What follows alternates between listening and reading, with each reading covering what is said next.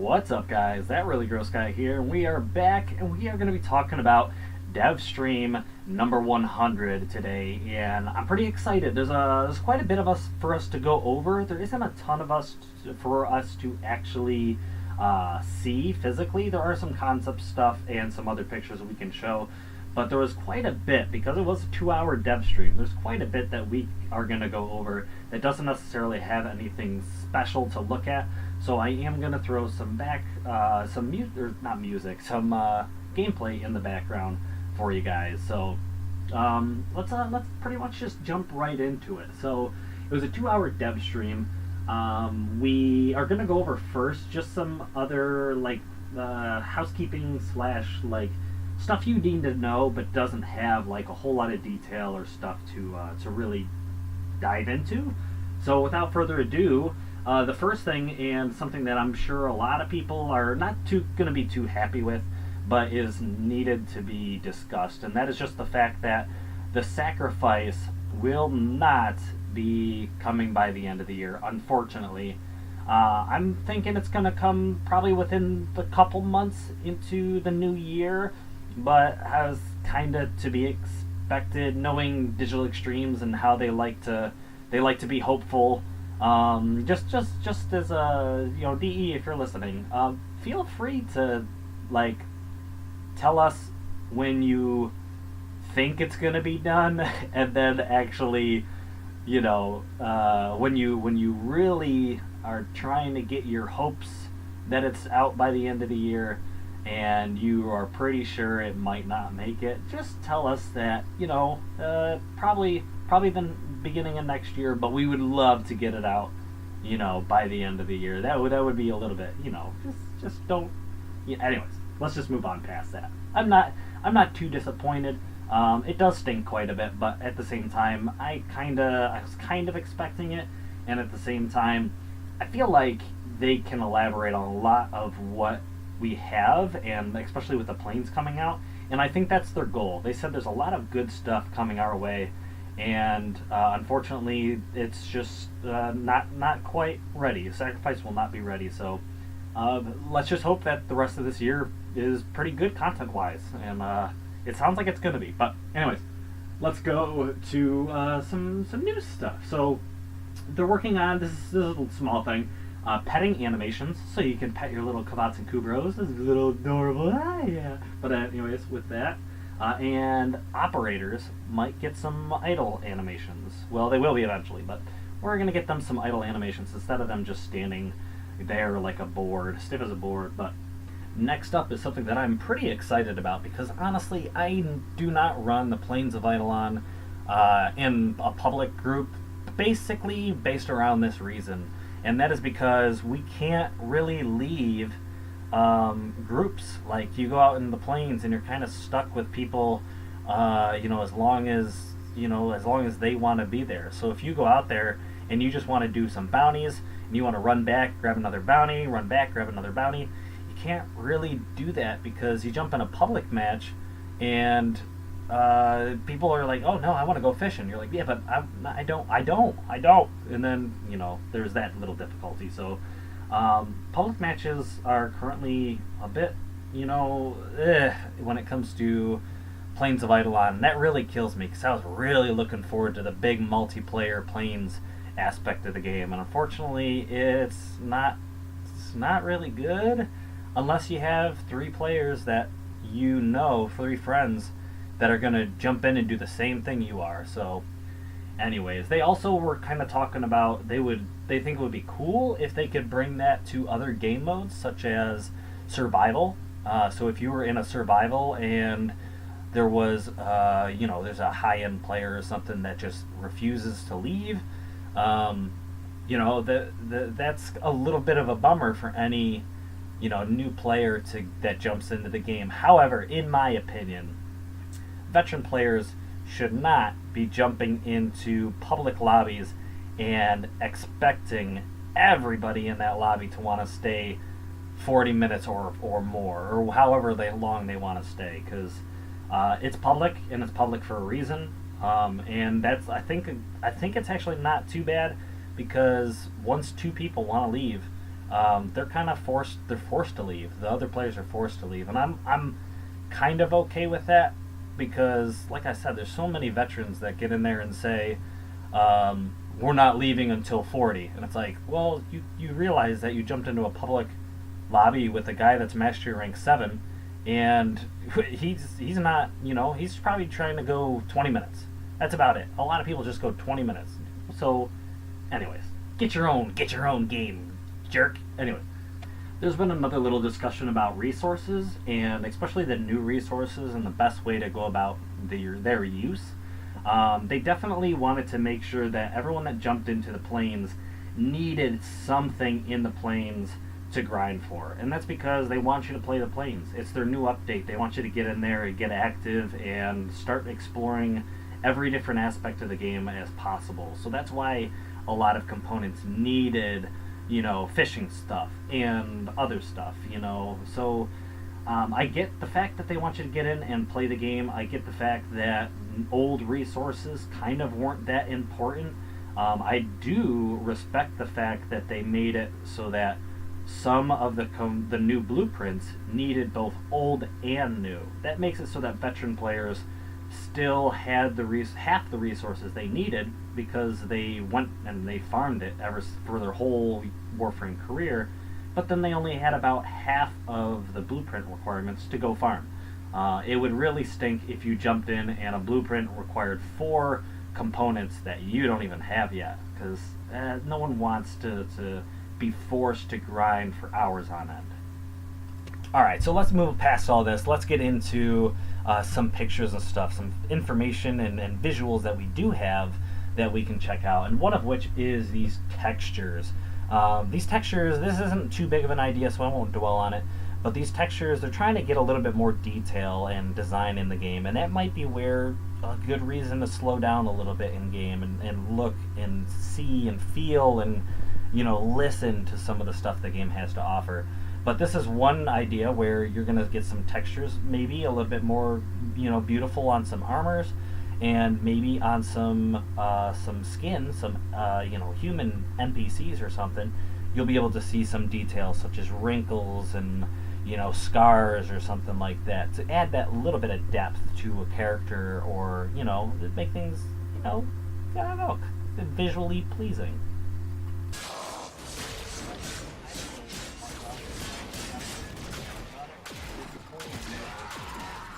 And it's a big debate in Warframe right now about we should be able to have vacuum on our cravats and hubros and sentinels. To be honest, I don't care. My playstyle is slow. My playstyle is more tactical. I like using cover. I only ninja when I really, really feel like it. I have a build that allows me to very quickly move and all that stuff. So when it comes to picking up loot, I'm pretty much always walking over it because I'm a slow tactical player. Those are the people that spend half of their time up in the air, aim gliding and doing all that stuff. Those are the guys that really are, complaining about how they're not getting, all the loot they want and this and that. And I think they need to. I mean, it's their play style, so I'm not really saying their play style is wrong, but it's kind of one reason for you to not have universal vacuum is for you to actually kind of stand back and appreciate, the textures and the design and maybe some of the sounds, because a lot of people, especially veterans, they don't notice a lot of the detail in game. I don't want to say not the veterans, because the veterans probably, for a while, they played the game, they've noticed everything, and they're just kind of past all that. They're past the initial wow factor, and they're just in there to grind. But a lot of people whose, I guess, play style is just go, go, go, go, go, just miss a lot of stuff. And I feel like that might be the reason why they don't implement universal vacuum. But I know a lot of people want it, and a lot of people, feel like they need it. I don't know. Like I said, I could care less if it's implemented. You know what? Cool. That's gonna help me out. Just get it. Guarantee I get everything. But if it's not, I don't really know. So we'll just that's it. But next is the Sentinel arm cannon type deal, And Steve was mentioning that it is a work in progress. It is something that they are working on, but it's not something that they are initially like ready to ship. In fact, it's still a work in progress, so that's it's kind of to be expected. I was kind of hoping with the new Eidolon that this would be a soon-ish thing, but it doesn't look quite like that. But we are hearing a little bit about, operator melee type stuff, and that sounds kind of cool, but I don't know how far. I suppose you can expect this probably around the time that the sentient outposts become a tile set. This was mentioned in the TennoCon art panel. You could either check that video out, or I actually did a video talking about all of the stuff from the art panel. If you want to check that out as well, feel free. But with that said, there are no trials or no raids, whatever, in progress right now. There's a very niche group of Warframe players, veterans, that really run these things like crazy. And right now, it seems like Digital Extreme's focus is planes and, this type of content, open world type stuff. So raids are going to be a ways off, it looks like. So that's unfortunate.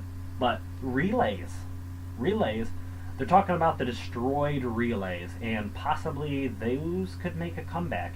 And I always thought this would be an awesome idea.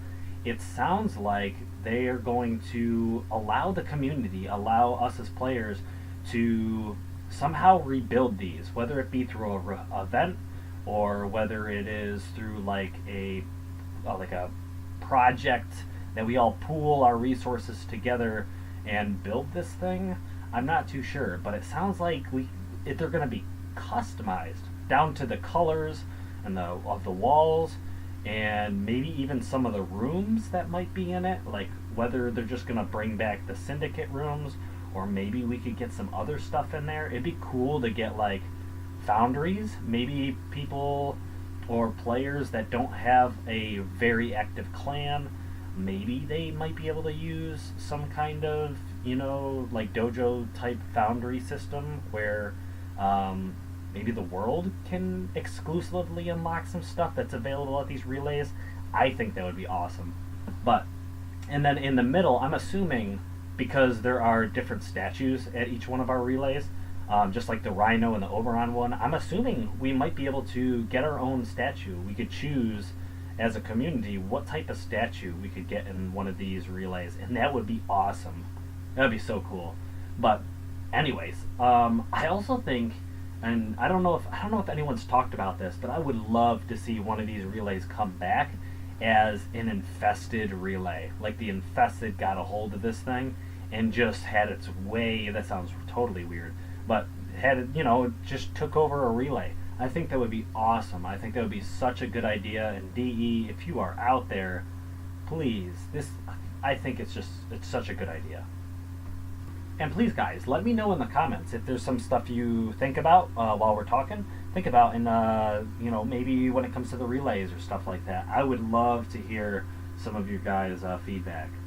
But I'll definitely jump on Discord or something and pitch that idea. If you guys are down for something like that, that would be awesome. All right, so we're hopefully soon getting out of the way of all this housekeeping stuff. First off, the fans, the fan melee weapons, those are actually very close to being done. They were just delayed because of Planes of Eidolon and an actual new melee weapon that they've been working on as well. I'm hoping to see the fans fairly soon, because it sounds like they're pretty much mostly ready to go.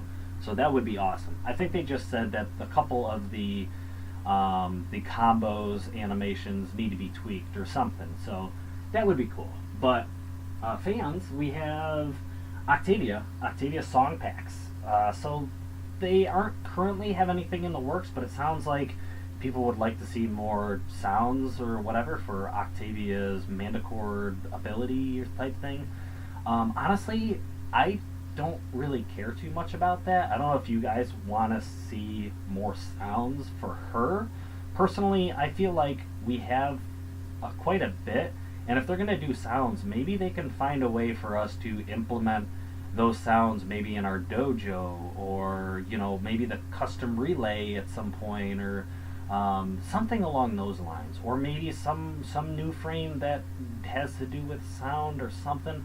I feel like they're just trying to pile on a whole lot of time and effort, maybe where it would be better served in another spot. I don't know. Let me know what you guys think about that. I'm good with Octavia. I love Octavia, but when it comes to her music and stuff like that, that's just it's just a little extra cool factor, wow factor that I don't really need more of personally. So as we all know, boots are made for walking, but those boots that we found in the water from our fishing spear apparently don't really serve a purpose at the moment, other than selling for I think 500 credits. I think it would be cool if we could implement these boots and maybe turn them into materials such as leather, and maybe in the future when they allow for us to get more operator customizations, maybe we could use these boots or the leather we get from these boots to actually create new operator cosmetics. I think that would be cool. I don't want to touch too much on that type of stuff because that's all cosmetic, blah blah blah. That comes with time. So I just think that would be a good use of our boots.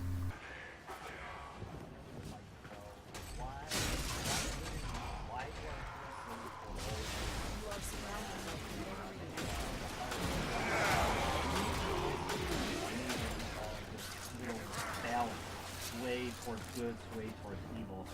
People are curious what that's all about. Unfortunately, we're not going to find out for a while, it sounds like. This is going to be revealed even farther on than Umbra. It doesn't have anything to do with Umbra. There may be an option in the sacrifice quest that, it sounds like doing the sacrifice tonight. There's probably going to be a time where we make a decision that sways good and evil, but this is some process that we're not going to really see the benefits of for quite a while, it seems like. So, that's okay. That's okay. I feel like it's always going to be something that steers Warframe and content in the future. So, and lastly, shield gating. Some people really, really want to get the shield gating type stuff in, and I'm a little bit torn because I think shield gating is quite a cool thing. I think it's a good idea for certain games. I feel like in Warframe, it would be nice for like really high-end missions, especially the ballistas. Ballistas can one-shot you, especially when they're like in sortie level ballistas and higher. Level 100 ballistas are lethal. They can one-shot pretty easily. There's a lot of people that want shield gating to be a thing because they don't want to be one-shot by these enemies anymore. They don't want to, they want like a free pass. And that's a little bit confusing to me, solely based on the fact that there are also a lot of players complaining about difficulty, about how the game's too easy.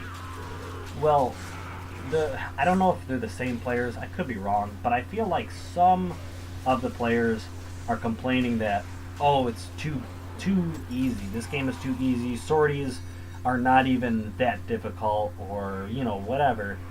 But then they're also the people that are like, those are the people that are in the level 100 plus missions that also say, oh, I need shield gating because these ballistas are killing me in one shot. Well, it's like, that's part of the difficulty. Like, you can't complain about difficulty. Maybe the balance is wrong. Maybe that's what it is. Maybe we need to to allow shield gating, but at the same time do something about one shots or enemy difficulty so that we can have both. I don't know, it's just hard to figure out, and I think DE is trying to figure that out as well. But like I said, if you complain about ballistas being able to one shot you, then you need to maybe slow it down, maybe use cover a little bit more. Like I said, that's kind of how I play. DE was also talking about what they call Hollywood shots, and basically what happens is, it happens in a lot of games, is where an enemy will actually miss their first shot, or they'll start their fire, their automatic weapon, and their shots will be very inaccurate. They'll more likely to miss, and they do that because they're giving you a warning. They're saying, "Hey, dude, you're about to get shot, or this guy's about to spool up his weapon and just start laying into you. You gotta move, or you gotta get behind cover. You gotta do something." And that's one thing that Warframe doesn't really do. I noticed that a lot of like the Lancers and other types of enemies are not all that accurate, but ballistas are designed to hit you on their first shot, and I'm cool with that. I think that makes it difficult. That makes you have to think. People that are upset with that or think they need to miss their first shot, I feel like you need me to hold your hand. You want me to hold your hand through this mission, or you want to pull up, get your big boy pants on and play the game? And that makes me sound horrible. I sound like a jerk trying to say that, but I see a lot of people complaining and not being constructive. Let me know like what would you like to see changed. That's what I think is important. And if you guys have thoughts, let me know. DE was also talking about what they call Hollywood shots, and basically what happens is, it happens in a lot of games, is where an enemy will actually miss their first shot, or they'll start their fire, their automatic weapon, and their shots will be very inaccurate. They'll more likely to miss, and they do that because they're giving you a warning. They're saying, "Hey, dude, you're about to get shot, or this guy's about to spool up his weapon and just start laying into you. You gotta move, or you gotta get behind cover. You gotta do something." And that's one thing that Warframe doesn't really do. I noticed that a lot of like the Lancers and other types of enemies are not all that accurate, but ballistas are designed to hit you on their first shot. And somehow she can manipulate her damage. I think that makes it difficult. That makes you have to think. Puncture or impact, and that's going to be great depending on what they need to miss their first shot. I feel like even that helps buff or you need me to hold your hand. So that you want me to hold your hand through this mission, or you want to buff a slash weapon, get your big boy pants slash, or maybe make up for, and that makes me sound the lack of impact on a weapon or something. I don't know. That would be cool. So there's this frame, and I think it looks great. It sounds like it's been a work in progress for a long time, and the artist that was making it, that's what it was and if you guys have vocal about the fact that he had been working on this thing for about a year. I'm assuming the way DE works is they have an artist work on a frame, for a significant amount of time, but they also have other artists working on their own personal, frame designs or whatever, and then they all rotate in and out depending on, whose frames are ready to go, so that's cool. This looks like it has a lot of heart into it. It's, as you can see, that it looks like it's been sculpted, so it's not just a sketch on paper. It looks like it's been sculpted, maybe even ready to physically be rigged up and animated and stuff like that. That would be super cool. But we have a look at possibly our next frame. I can't wait. It looks so good. Hopefully coming, we just got a frame, so hopefully, around the time of the sacrifice, if that ever comes out. Cool and all, but this has really got me hyped. So, a new weapon, and not just any weapon, but a two-handed weapon, a two-handed katana. This thing looks dope. It's going to be a new stance, going to be new animations, all of that for this weapon, and so far it looks phenomenal. I'm having something rolling right now showing you guys the animations behind this thing, and you can tell that this thing is unique. These animations are designed with a lot of thought and a lot of care about the proper way to wield a two-handed katana. For those of you who don't know, there's a difference between just having, a regular katana and having a really weighty, heavy, katana blade. I know there's different names for different types of katanas. I'm sorry I don't have that information for you, but you'll see these being wielded a lot more realistically than probably some other games do. This sword reminds me of maybe the Masamune, which is in Final Fantasy VII, and actually a number of other games, but you see it specifically wielded as Sephiroth's sword. And there's also a really, really strong... Is it the Uchi Katana in Dark Souls? Is that the really, really large sword? There is one. There is a really large katana in Dark Souls. Kind of similar to this, and I'm excited for it. I cannot wait. I already have some ideas of where I want to put this sword. And no, I'm not like that. Alright, so we got the gigantic katana thing out of the way. But let's stay on the weapon topic real quick, because this new mission event type thing that is called Operation Plague Star. So this thing is it's a new event. Technically, this has two different. This topic we're going to talk about has two different categories. One of which is the weapons that we are going to be seeing up here on the screen real quick, which I am super excited about. These weapons are infested Zaws, like components. So we're going to be able to take not only the old components that we've had before, but we're going to be able to add these new components and build our custom Zaws using any of the components whatsoever. So you can use all infested parts, and you can see like the polearm like stabby thingy. You can see the polearm blunt, hammer-like thingy. You can see this rapier type sword weapon type deal. But at the same time, if you can implement the old Zaw pieces, and I say old, but they're actually really, really new, but the other Zaw pieces, you could probably include an infested hilt with that machete blade type thing.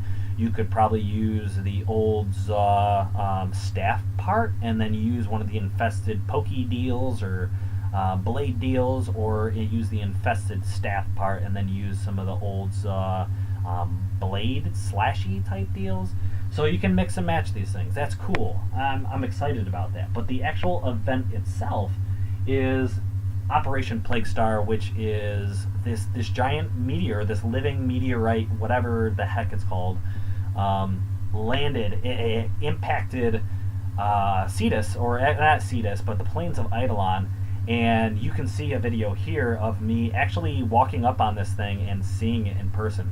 So this thing is alive. This thing is a living something organism, and I'm sure, it's infested. We pretty much determined it's infested.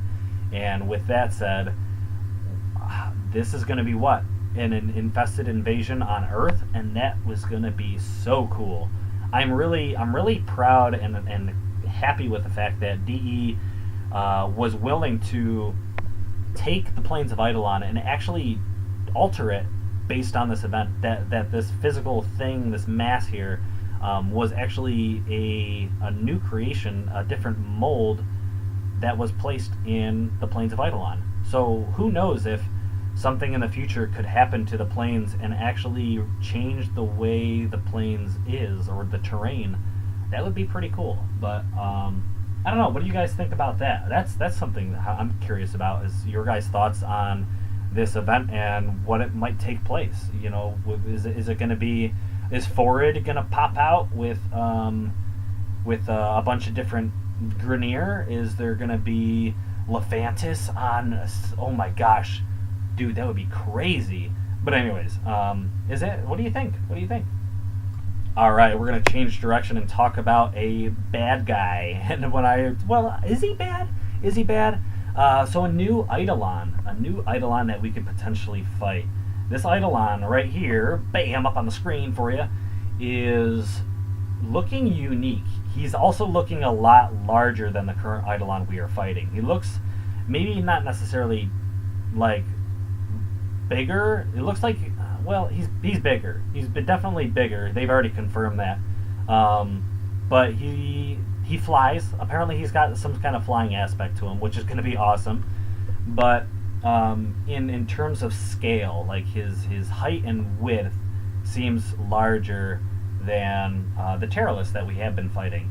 And if he's going to be flying, I'm assuming that his arms are going to do a deal of like work. You can see the arms that are like bulky and like blade-like, I feel like are going to be damage dealers. They're going to be the things that are trying to swat us out of the air if we're in Arcwing, or squashing us like bugs if we're on the ground. And then his actual hands, where his arms with his hands, I'm wondering if he's going to be like a casting frame. I wonder if he's going to do a lot of power-based attacks, similar to how the Terrorless sends up that, you know, that thing, and then it sends a bunch of homing missile type things at us. I wonder if this frame is going to be more along the lines of a caster instead of a physical damage dealer. So I'm curious. I'm really excited about this thing, even though I haven't really spent time fighting the first one. But you know what? More the merrier. All right, since we're on the topic of enemies, let's talk about these new ghouls. And for a while, I actually forgot they were a thing. Because they weren't implemented in PoE as soon as it came out, and I actually kind of forgot about them. But now that we kind of know they're on their way, and we're not too sure when, but now that they're on their way, I'm kind of excited. It's going to create a little bit of a difference, kind of like the Nox. You kind of had to change the way you act around some Grineer because of the Nox unit, and now you're going to have to change your way once again because of this suicidal-looking Grineer type dude. I don't know if these guys come out in groups, but if they do, that's probably going to be pretty tough. If you want increased difficulty, well, that might be one way to get it. But if these guys are, you know, suicide bombers, that might be a big deal. That might be, you know, a one-shot type deal. So be careful. But I'm excited for these guys to come out. Okay, so lastly, there's kind of this little deal that's going on here. Focus. So, when it comes to focus, I've not really delved into the new focus type system. I've just kind of scraped the surface. I put a little bit of points into things here or there. But honestly, I didn't really see so much that I was excited about with this new focus system. There's a lot of things that are super situational, and what I mean by that is like a lot of the descriptions on these powers and abilities are like take your operator, go into operator mode, then void dash, and then you'll have this buff, or you'll stealth cloak and you'll get this little buff, or this or that, or you know, energy something or other. And everything seems so complex, and just I haven't really delved into it because I'm still trying to figure out what the heck I'm doing. I don't know, maybe I'm just dumb, but I haven't really delved into focus because I feel like other than getting like permanent buffs to like stats, or which is what I've been doing, I've boosted my physical damage and elemental damage. I forgot what school I'm using, but that's the stuff that I'm excited about. Or stealth, like the whole critical hit, stealth ability type thing I thought was kind of cool, but actually trying to do all of those things and remember all of those things for me is tough. So all this situational stuff is kind of just like off-putting. So hopefully they change the focus system a little bit better. Hopefully they talked about how they want to create one specific affinity pool, so you can spend all of your points on whichever school you choose. They talked about possibly making it so that every school shares a capacity. So let's say if you're currently using Naramon and you upgrade your capacity to 50 in Naramon, then your capacity will be 50 in all the other schools. That'd be interesting. I think what they want to avoid is us spending a ton of affinity on a whole bunch of different things, or using our affinity 3, 4, 5 times depending on what schools we're using, to kind of get the same effect. What I mean by that is you spend 5,000 capacity or 5,000 affinity just so to increase your capacity on one school and then another school and then another school. That's just a waste. So if they can kind of mitigate that and increase the total use we get out of all the affinity we've earned, that would make things so much better. That's something I'm a little bit excited about, because farming for focus, even though it's not all that hard, it can kind of get tedious. Try and farm 3 or 4 things at once, but like I said, I've been playing for a while, and I don't even have that much focus, acquired, because I don't specifically focus farm. I just kind of let focus accumulate as I play other stuff or as I grind for other stuff. So that is what it is. But that's pretty much going to be it for me. Sorry, this rambling happened for so long, but I felt like there was a lot to talk about. The Devstream itself was 2 hours long, so the length of this video is probably pretty lengthy, but at the same time, it's not as long as the Devstream was. So hopefully you guys got something out of it. Hopefully you guys did enjoy this. Is there anything you guys are really looking forward to? I would love to know. I would absolutely love to know. But that, like I said, that's gonna be it for me. Like, comment, subscribe. I really appreciate any feedback you guys have for me. I appreciate that type of stuff. If you just want to drop a like, that would be awesome. If you haven't subscribed and you would like to, that would be awesome as well. Those of you who do jump in for just my informational videos, that's totally fine. I appreciate you guys stopping by and getting all that. I do have some daily stuff that I just do so we can just kick back and talk. Some of you are just here for tutorials, but if any of this is satisfying, then a subscription would be greatly appreciated. So thank you guys so much for watching, and I will see you guys in the next video. Blow!